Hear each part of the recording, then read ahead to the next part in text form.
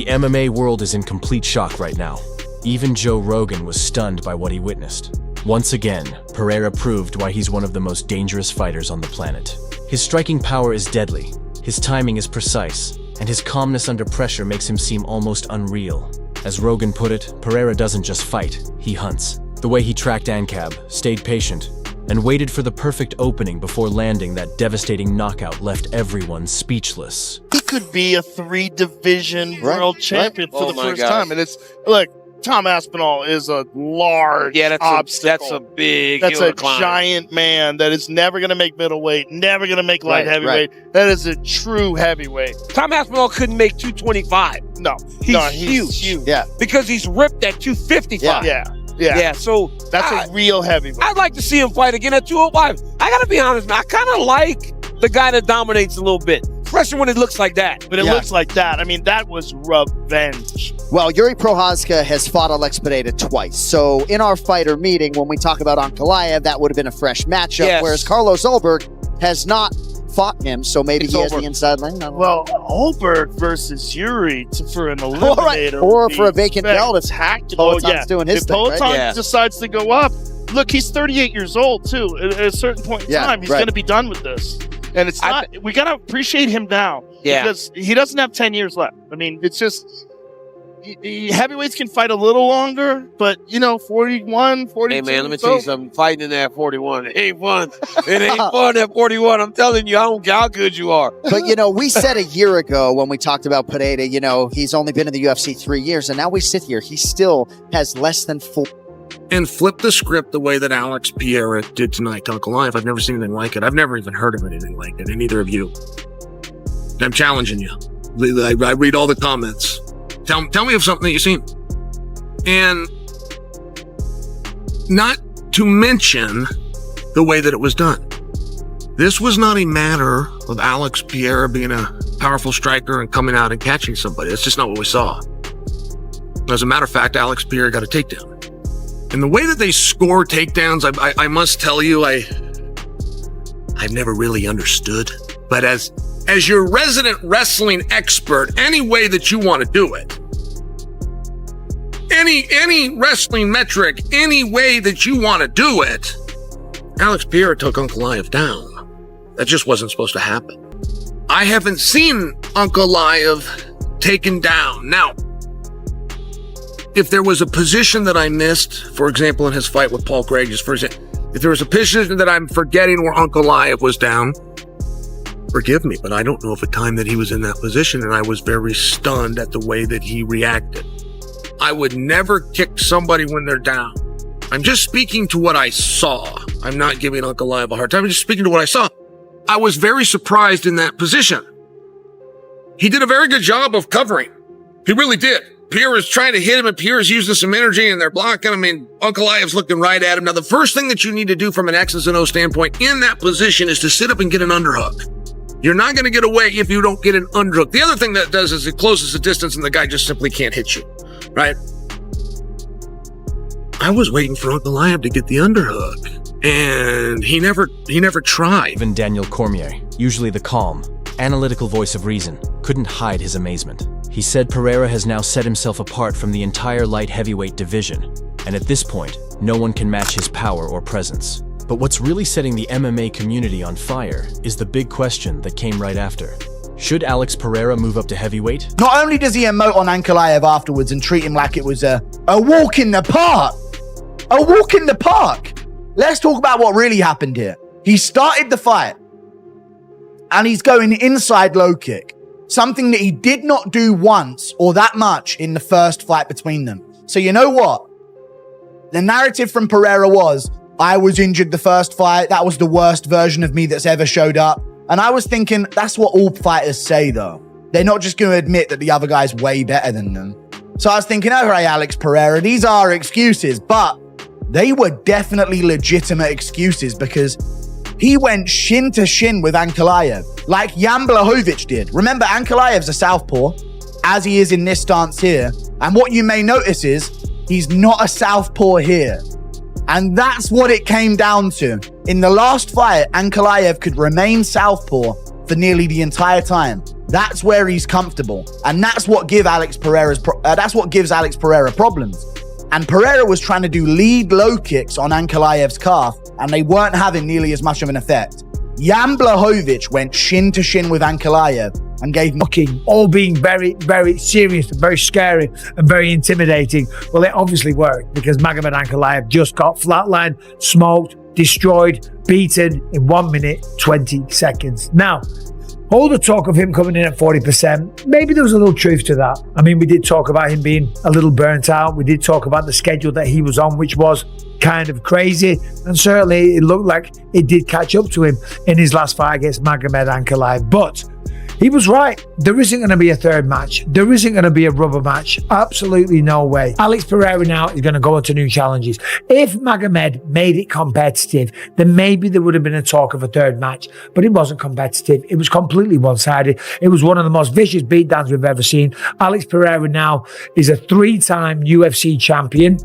No UFC champion has ever lost a belt like that and then came back and got it in quick fashion and made it that easy. No champion's ever done that before, losing the belt, coming back again like that. And then when you look here at the record of Alex Pereira and what he's achieved, Joe Rogan and DC, they were talking about this all night. Before we even talk about the fight, you're walking in a booth, you notice that you were adjusting your foot inside the octagon. What really is going on there? And was this something before the fight or did it happen in the... Yeah, I think this time it broke for sure. It started turning purple super quickly.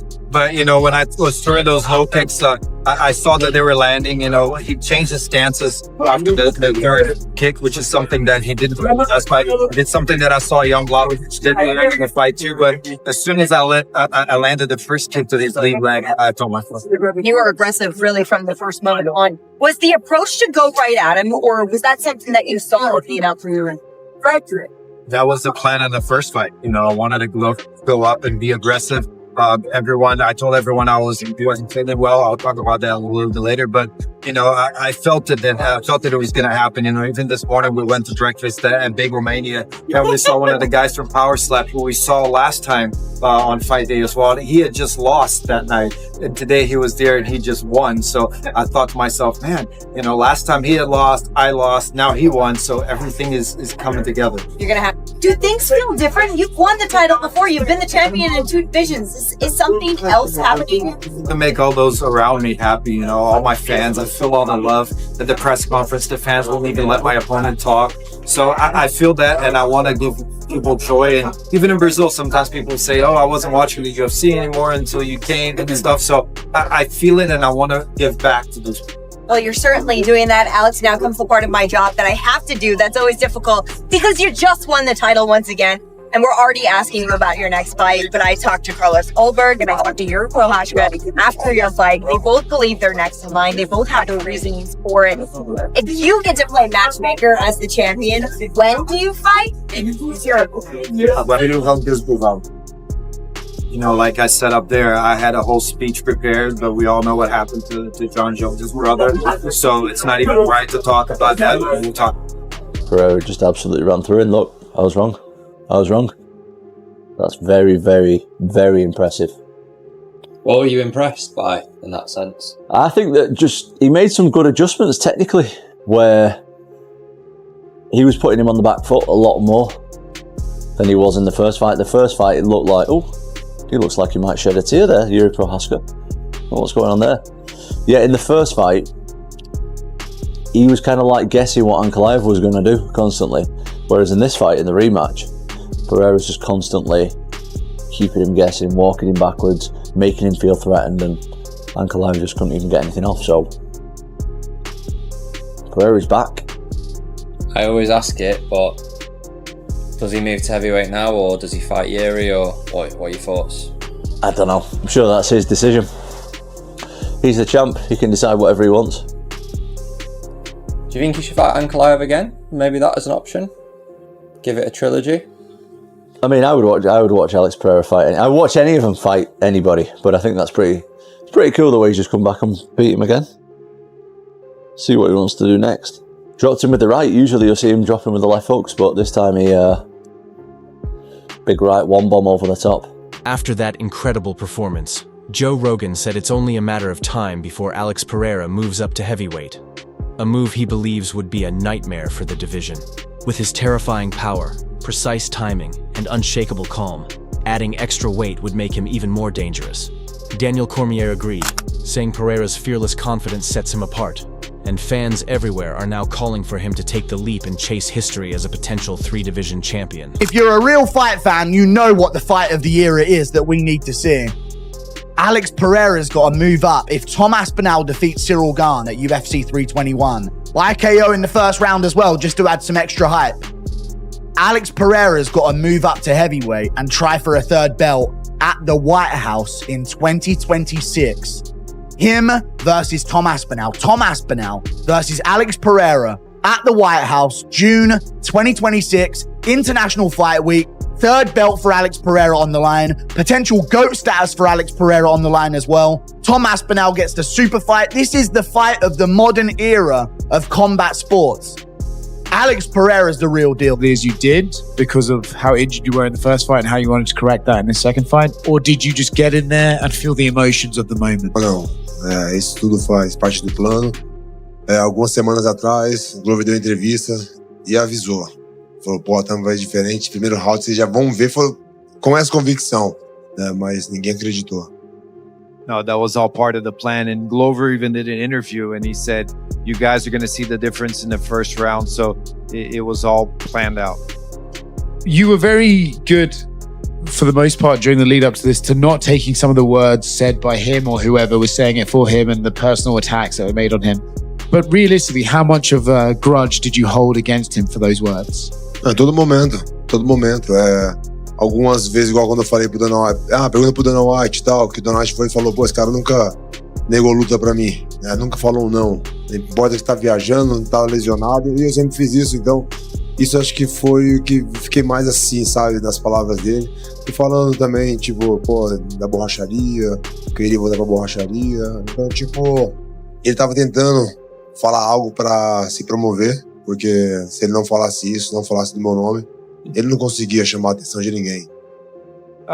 Don't let it really affect me, you know, and that's why I even said, you know, ask Dana in the press conference how many times I turned down a fight, and Dana said he's never turned down a fight, even when he's traveling on vacation, whatever it was.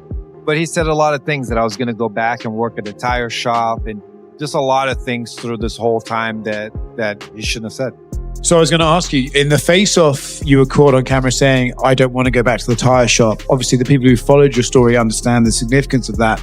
But for those who don't, what is the significance behind those words, and why did you feel you had to tell him that at that moment? Para me lembrar depois, né, eu joguei um pouco de responsabilidade, né, para mim mesmo, né, que eu ia lembrar disso, que eu já falei algumas vezes antes, né, me perguntaram, né, pô, como que você conseguiu ser esse cara que você é hoje e tal? Eu falei, pô, eu não tinha um plano B, eu tinha que lutar, e eu falava que eu não queria voltar pra borracharia.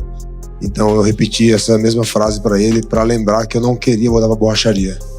I wanted to remind myself of that. I wanted me to remember that moment and kind of put that responsibility on me of not wanting to go back to the tire shop, because a lot of people ask, you know, how'd you make it from, you know, the tire shop to being a world champion? And it's what I've told myself all along, that I wasn't going to go back to that. So I wanted to remember that. Mas eu vou pro Brasil e eu vou voltar na borracharia, mas com esse cinturão aqui, ó. But I'm going to go to Brazil and I'm going to go to the tire shop, but I'm thinking... You know, people love him. People love the way he fights, and can't be bummed out with the way he performed this evening, so. He seemed to tease that maybe he was going to call for a Jon Jones fight, but then kind of pulled it back after, you know, learning about Arthur. Is him going to heavyweight something you would entertain at this point? So today I was at work and I had a bunch of meetings over there this afternoon, and I went over to the PI and he was over in the PI. And I'm like, well, you're the last guy I expected to see here today. What are you doing here? And they're telling me, we want to fight at heavyweight. I said, how about we win tonight and focus on tonight, and then we could talk about, you know, heavyweight. And I don't know. There's still fights here in this division, but we'll see. I mean, this guy has been an absolute stud for us. He's on vacation in Australia, flies over and fights because, you know, somebody fell out. He fights when he's hurt. He doesn't care. He wants to fight everybody. He wants to move up to heavyweight. you know. The idea of Alex Pereira stepping into the cage against Tom Aspinall or even Jon Jones has fans hyped, calling it possibly the biggest fight in UFC history. Joe Rogan hinted that if Pereira moves up and wins, it could seal his legacy as one of the greatest combat sports athletes ever, a former kickboxing champ, a two-division UFC title holder, and maybe even a heavyweight king. Daniel Cormier, though, reminded everyone that moving up isn't easy since heavyweights hit differently. But he still believes Pereira's power, precision, and mindset could make the transition smooth. Now the world waits. Will he challenge Aspinall or face Jon Jones in a dream matchup that could shake the sport? One thing's certain. After UFC 320, Alex Pereira isn't just another champion. He's a force of nature and right now, the most dangerous man in combat sports.